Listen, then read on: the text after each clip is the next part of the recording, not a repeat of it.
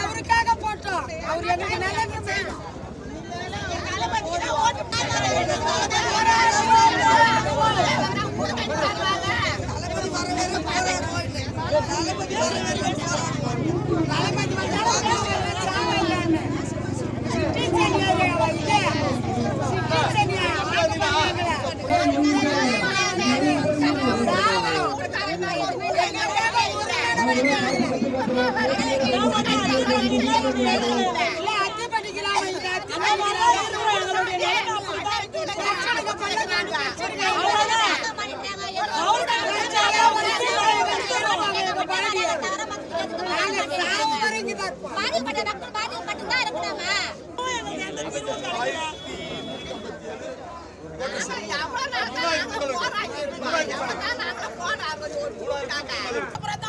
எங்களுக்கு வீடு வேணும், எங்களுடைய பூர்வீக நிலை எங்களுக்கு வேணும்.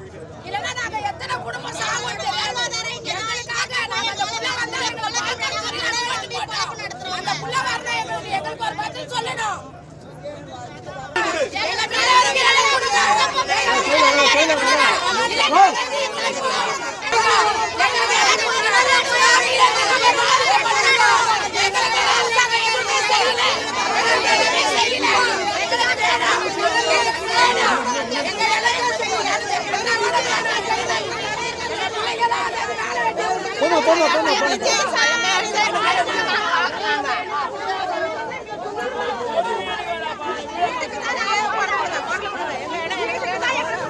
எங்களுக்கு வேண்டும்.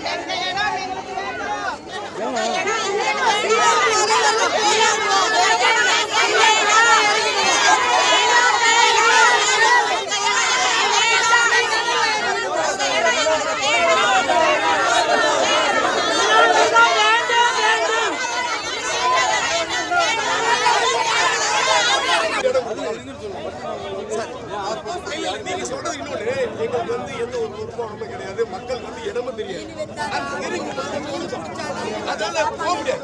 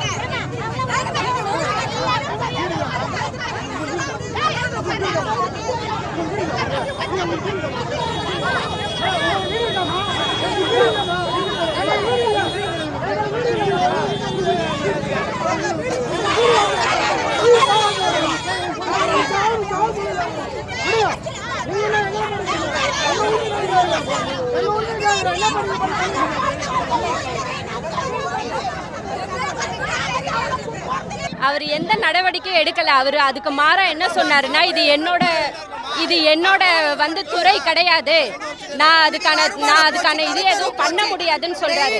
இத்தனை ஜனங்களும் அவரை நம்பிதான் ஓட்டு போட்டது. வெங்கட்ரமணன் யாருன்னு எங்களுக்கு தெரியாது. நாங்க ஓட்டு போட்டது விஜய்க்காக தான் ஓட்டு போட்டது. நாங்கள் விஜய்க்காக தான் ஓட்டு போட்டது. ஆனால் அவர்கிட்ட போய் முறையிட எங்களால் நேராக போக முடியல. நாங்கள் ப்ராப்பராக தான் ஒரு துறையாக போனோம். ஃபஸ்ட்டு இந்த வீடு வேணுன்றதுக்காக நாங்கள் ஸ்லம் போர்ட்லேருந்து என்னென்ன பண்ணணுமோ எல்லாத்தையுமே பண்ணியாச்சு. நாங்கள் ஒன்று நேற்று வந்து இதை கொண்டு போயிட்டு இன்றைக்கி வந்து போராட்டம் பண்ணோம், இன்றைக்கி வந்து உண்ணாவிரதம் பண்ணோம் அப்படின்லாம் நாங்கள் எதுவுமே கிடையாது. இந்த பிரச்சனையை எடுத்துகிட்டு வந்து உண்ணாவிரதம் பண்ண போறோன்றதுக்கு லெட்டரும் கொடுத்துருக்கோம். ஆனா அதுக்கும் எந்த ரெஸ்பான்ஸும் இல்லை. இப்போ ஒரு லெட்டர் போகுது அப்படின்னா அங்க என்ன பிரச்சனைன்றதை அவங்க பார்க்கணும். இது வரைக்கும் எங்களுக்கு என்ன பிரச்சனைன்றதை அவங்க பார்க்கவே கிடையாது. நாங்க எம்எல்ஏவை போய் டைரக்டா மீட் பண்ணோம் 4 வாட்டி, 1 வாட்டி 2 வாட்டி இல்லை 4 வாட்டி மீட் பண்ணணும். டைரக்டாவும் போனோம், வேற யார் மூலியமாவது பார்க்கணும்னு போனோம். ஆனா அவர் இதை பார்க்கவே முடியாதுன்ட்டாரு. இந்த துறை வந்து என்னால பண்ண முடியாது அப்படின்னு சொல்லிட்டாரு. அப்ப நாங்க ஓட்டு போட்டு இந்த ஏரியாவுக்கு எம்எல்ஏவா எடுத்துட்டு வந்தது எதுக்குன்னு எங்களுக்கு தெரியல. ஆமா, கைது பண்ணுவோம்னு சொல்லியிருக்காங்க. இப்ப இங்க ஏதாவது அசம்பாவிதம் நடந்ததுன்னா பஞ்சாயத்தாரையும் இதுக்கு யாரெல்லாம் காரணமா இருக்காங்களோ அவங்கள வந்து உள்ள வைப்பேன்னு சொல்றாங்க. இது எந்த விதத்துல நியாயம்? நாங்க யாருக்குமே எதுவுமே பண்ணலையே. நாங்க வாழ்றதுக்கு ஒரு வீடு தான் கேட்டுட்டு இருக்கோம். ஆனா அந்த வீட்டை எங்க பூர்வீக இடத்தையும் எங்களுக்கான உரிமையும் தான் நாங்க கேட்கிறோம். ஆனா எங்களுக்கு அவங்க எந்த பதிலும் பண்ணாம மாறா வந்து எங்களை கைது செய்வோம்னு சொல்றாங்க. எங்களுக்கு நாங்க வந்து ஒரு சாதாரண மக்கள், எங்களுக்கு வேற என்ன பண்ண முடியும்னு சொல்லுங்க.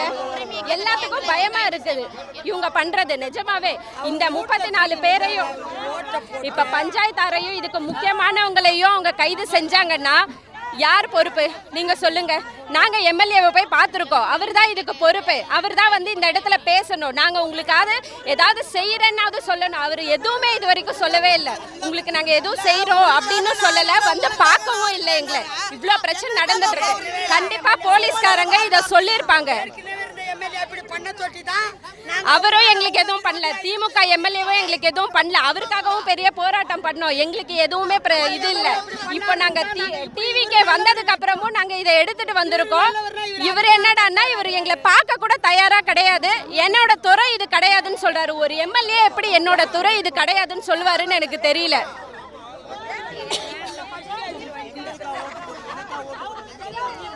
இல்ல இல்ல அந்த வார்த்தை கிடையாது.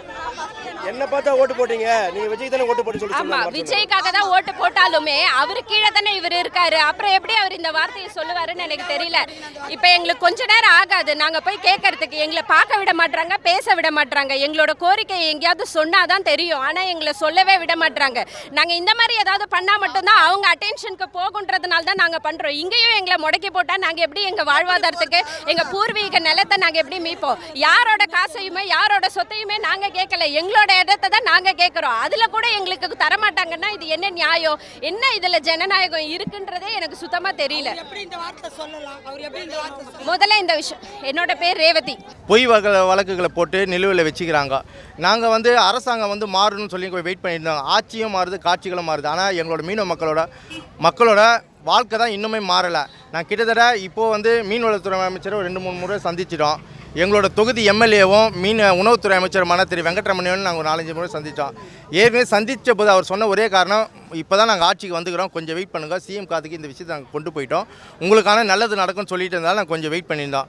ஒரு வாரத்துக்கு முன்னால் நாங்கள் திரும்ப போய் ஏன்னா இப்போ மழை காலம் வரப்போகிறதால எங்களோட இடம் மழை பெஞ்சாலே ஒவ்வொரு டைமும் மழை போனால் 2-3 பேர் கை கால் போகுது, ஒரு சில உயிரும் போயிருக்கு எங்களுக்கு. அதனால் இப்போ வரப்போ மழை காலத்துக்கு முன்னால் எங்களுக்கு ஏதாவது ஒரு நல்லது நடக்கணுன்றதுக்காக இப்போ போய் நாங்கள் திரும்ப எங்களோட தொகுதி எம்எல்ஏவும் உணவுத்துறை அமைச்சரும் போய் பார்த்து அவர் சொன்ன ஒரே வார்த்தை என்னென்னா, நீங்கள் என்னோட முகத்தை பார்த்தா ஓட்டு போட்டிங்கன்னு ஒரு கேள்வி கேட்டார். நீங்கள் எங்களோட எம்எல்ஏ, நாங்கள் ஓட்டு போட்ட எம்எல்ஏ கேட்டார், எங்களோட முகத்தை பார்த்தா நீங்கள் ஓட்டு போட்டீங்க, விஜய் சிஎம் சாரோட முகத்துக்காக தானே ஓட்டு போட்டீங்கன்னு ஒரு கேள்வி கேட்டார். நாங்கள் அவர் முகத்துக்காக ஓட்டு போட்டதாகவே இருக்கட்டும், ஆனால் எங்களோட தொகுதி எம்எல்ஏ அவர் தானே எங்களுக்கு பண்ணியாகணும். நாங்கள் என்ன கேட்குறோம், எங்களோட மக்களுக்கு நாங்கள் வேறு பெருசாக ஒன்றும் கேட்கல. எங்களோட மக்களோட வாழ்வாதார பிரச்சனை கேட்டுக்கிறோம். கிட்டத்தட்ட சுனாமிக்கு வந்து கவர்மெண்ட்டு அப்போ ஒதுக்கின ஃபண்டே ரீஃபண்டு கொடுத்தீங்களா, என்ன பண்ணீங்க எங்களுக்கு எதுவுமே தெரியல. அப்போங்கிறதே எங்களுக்கு எதுவுமே இல்லை. 2004 நாங்கள் போராடினுக்கிற கஷ்டம். இப்போ வரைக்கும் எங்களுக்கு வீட்டுக்கு எந்த விதமான நல்லதும் அவங்க பண்ணலை. அதுதான் அவர்கிட்ட கேட்டேன். ஐயா, நாங்கள் வந்து பார்க்க வந்து உங்களை உணவுத்துறை அமைச்சராக பார்க்க வரல, எம்எல்ஏவாக பார்க்க தரீங்க. ஏன்னா நீங்கள் என்ன சொல்கிறீங்க, இது என்னோட இலாக்கா கிடையாது, நீங்கள் எங்கிட்ட லெட்டர் கொடுத்தா லெட்டர் ஃபார்வர்ட் பண்ணிட்டேன்றாரு.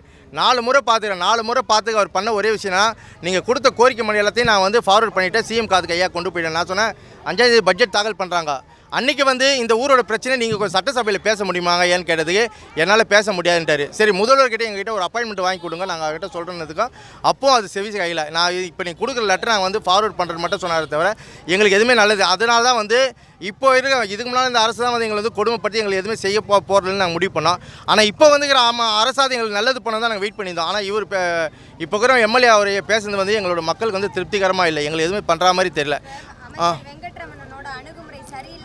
ஆமாம் மேடம், இப்போதைக்கு சரியில்லைன்னு தான் நினைக்கிறேன் மேடம் நாங்கள். சரிங்களா, ஏன்னா அவர் பேசுனது வந்து எங்களுக்கு ஒரு உடன்பாடே இல்லை. எங்களோட மக்கள்கிட்ட இதை பற்றி நாங்கள் தெளிவுபடுத்தணும். இப்போ இருக்கிற விஷயத்தை என்னன்னு சொல்லுறது தான் இப்போ நம்மளோட சிஎம் நம்மளோட கோரிக்கை வந்து முதல்வர் கவனத்துக்கு கொண்டு போனோம்னா, நம்ம நேரடியாக மக்களுக்கு ஏதாவது ஒன்று பண்ணால் தான் நம்ம முதல்வர் கவனத்துக்கு கொண்டு போகின்றதால் தான் ஒரு நாள் அடையாள உணவு தான் நாங்கள் இருக்க ஆரம்பித்தோம். நாங்கள் பத்திரிகை முறைப்படி அனுமதி கடிதம்லாம் 5-6 நாள் முன்னாலே கொடுத்தாச்சு. காவல்துறை தரப்புலேருந்து எங்களுக்கு எதுவுமே எதிர்ப்பு தெரிவிக்கல. திடீர்னு நேற்று நைட்டு 11:30 மணிலேருந்து எங்களுக்கு வந்து அனுமதி இல்லைன்னு சொல்கிறாங்க. நாங்கள் கொடுத்த 5 நாள் ஆகுது. அனுமதி இல்லைனா 5 நாள் முன்னால் சொல்லியிருந்தாங்கன்னா நாங்கள் அடுத்த கட்டம் என்னென்னு பார்த்துருப்போம். இன்றைக்கி காலையில் நாங்கள் எல்லாருமே இன்றைக்கி எங்கள் ஊர் மக்கள் கிட்டத்தட்ட 1000 குடும்பம் வந்து யாரும் வேலைக்கு போகலை, மீனில் கடல் தொழில் யாரும் பண்ணலை, மீன் வியாபாரம் யாரும் பண்ணலை. என்னென்னா இன்றைக்கி ஒரு நாளோட எங்களோட பொழப்பை நாங்கள் எங்களை உடம்பை வருத்தின்னு தான் நாங்கள் உண்ணாவிரதத்துக்கு இருக்கிறோமே தவிர நாங்கள் ஒரு ஆர்ப்பாட்டமோ கோஷமாக போடுற ஐடியா இல்லை. எங்களோட அமைதியான முறையில் நாங்கள் கேட்ட இடத்துல எங்களை விட்டிங்கன்னா சைலண்ட்டாக உட்காந்துட்டு எங்களோட கோரிக்கை நாங்கள் வச்சுட்டு போயினே இருப்போன்றதை தெரிவிச்சுக்கிறோம்.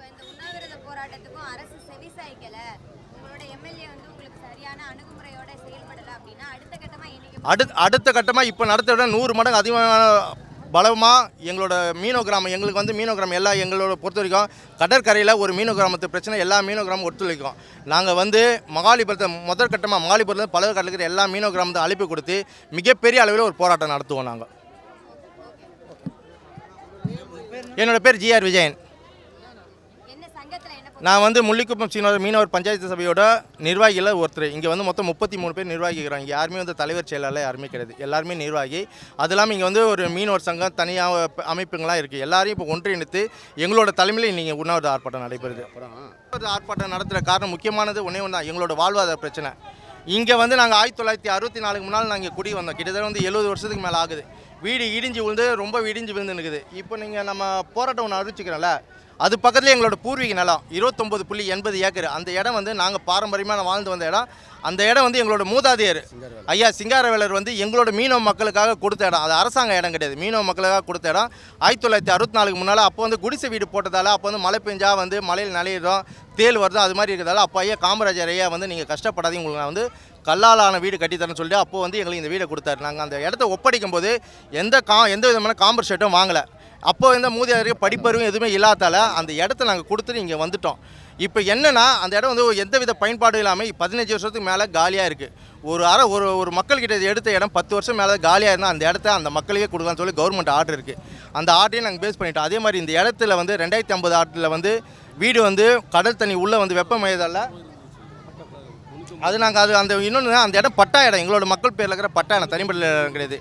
இப்போ வந்து இந்த இடத்துல வந்து 2050 வந்து பகுதி வாரியாக அழிஞ்சிடும் ஒரு கவர்மெண்ட். இதுக்கு முன்னால் இந்த சிஎம் சார் மு.க. ஸ்டாலினோட தலைமையில் இந்த கிளைமேட் ஆக்ஷன் அமைப்பில் கொடுத்துக்கிறார். 2050 பகுதி வாரியாக அழிஞ்சிடும்.